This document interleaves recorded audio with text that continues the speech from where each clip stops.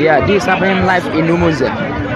This man is called Reverend Bishop Elijah Chukwuebuka.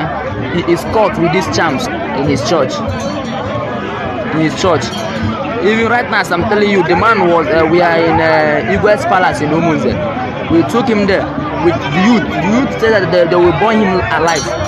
When we reached to his church, we saw many things, many rituals, even the bones, human beings, human bones, even the pictures of youth, Umunze youth, and the pictures of people. Many people we know. We know many people there. Both school people, both old men, even the people that have died of recent. We saw many people there. We've seen even this small god in one. I don't know whether it's that is a stubborn corpse. I don't know. We saw many things, many pictures tied, even Bible tied, many names tied. This is happening live in Umunze.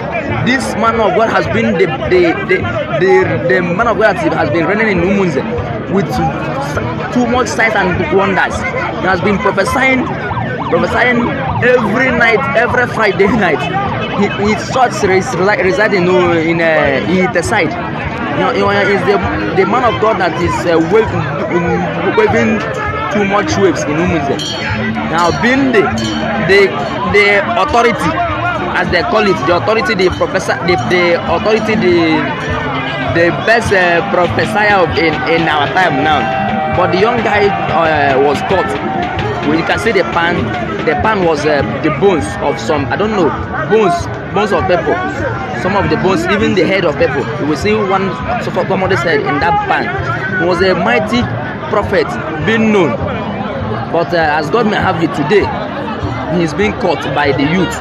We met him doing rituals. If you reach in his church, there are many things, many bones everywhere.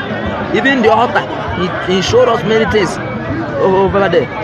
Both the people, I don't know if this is the young children, I don't know. He used to do rituals, but thank God he is